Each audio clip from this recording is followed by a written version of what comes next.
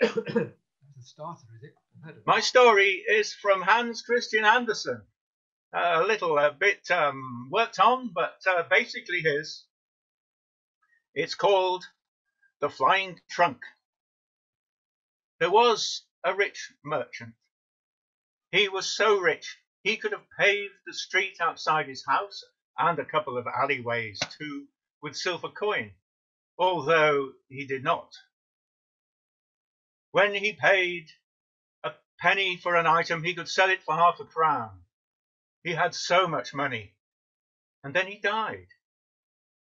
And the money went to his son.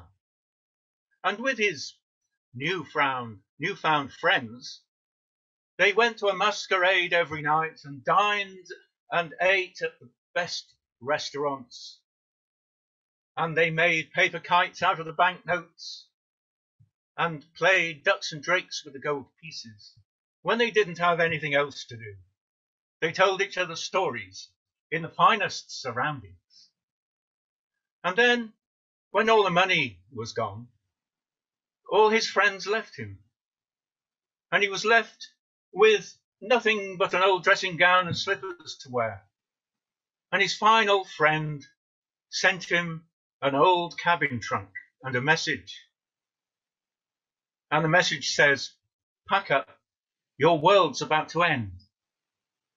Now, Arthur, we can call him Arthur, he had no items to put in the trunk at all. So he got in it himself. And when he pressed the lock, the thing took off and hovered 3 feet above the ground. When he reached the key, the trunk flew out of the luckily open door and sailed up into the air.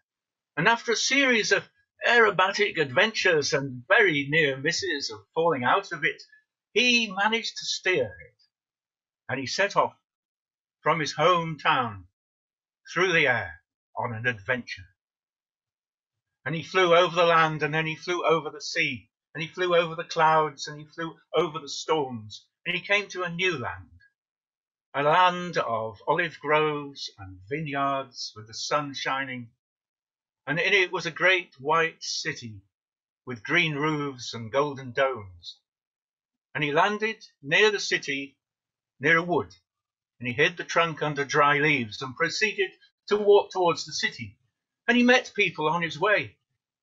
And he found that everybody wore dressing gown and slippers in this land. And so he was not out of place. And then he met a nursemaid with a baby. And he said, "Oh, nursemaid, can you tell me about the city and the great white palace I can see inside it?" She said, "Yes, of course. The city is ruled by the king and queen, and they live in the palace. They have a daughter, a beautiful daughter. She has a beauty that can be only told of in fairy tales. And she lives under a curse. She will be abandoned by a lover. And because of this curse, her parents make her live in the tallest tower of the palace, and won't let anybody visit her unless they accompany them themselves. And any young men who come to the front gate of the palace to seek for her hand are turned away, and if they persist, they are locked up. And the threat is that they will have their heads cut off to discourage the others." Nothing daunted, the young man returned to the trunk in the wood and took off and flew to the highest tower of the palace and stopped on the roof and went in through the nearest window. And it was the princess's room. And there she was, asleep on the couch. And she was so beautiful. She was so beautiful, of a beauty that can be only told of in fairy tales. And he bent forward and he kissed her. And she woke in a fury and in fear and saw this dishevelled young man standing in front of her, and she demanded to know who he was and where he had come from. And he said, "Well, I have flown here and landed on the roof. And this is true." And he said, My name is Arthur. I am master of the moon, prince of the planets, counter of comets, and and uh, and surveyor of the stars. Which was not quite true, but impressive. And he told us stories about how he had been wrecked on a reef of asteroids in his ship of the stars, and he had escaped in the lifeboat in his second best dressing gown, and had hence come to ground with nothing else to his name. She was intrigued, but she thought he ought to be smartened up, so she gave him a jewelled sword and said, "Come back this evening. I really would like to see you again." So he took the sword, and he flew back to the wood and hid the trunk and went into the city, and he made good use of the sword in the city.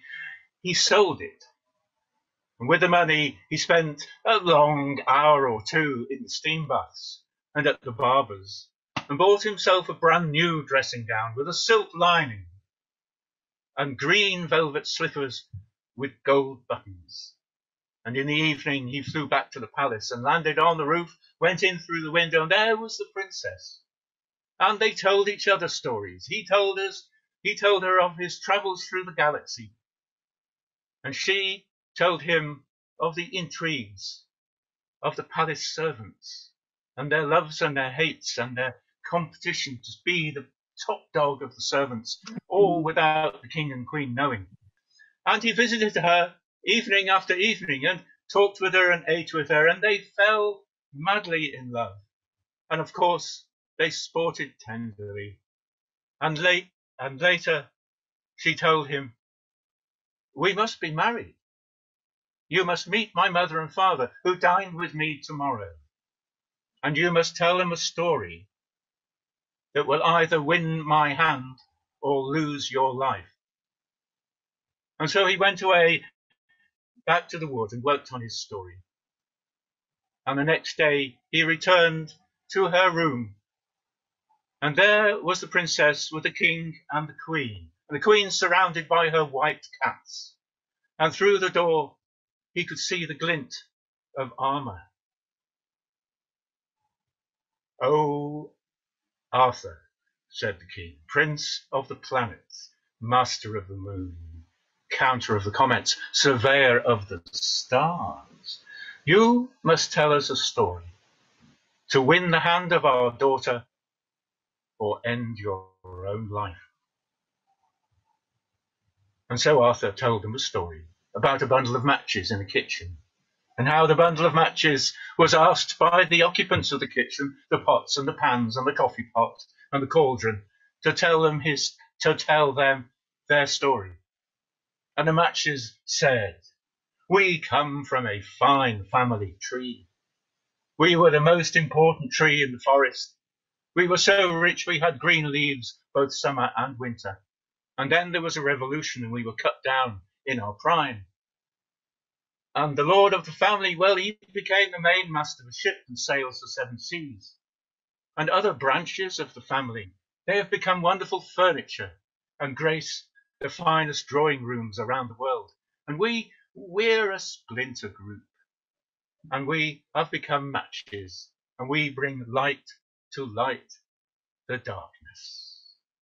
And then they listened to the other inhabitants of the kitchen telling their stories, and they realized that there was a war going on between the cauldron, the great fat cauldron, and the high, aloof coffee pot. And they heard that the only news they got was from the market basket, and the only fun they had was when the sugar tongs danced.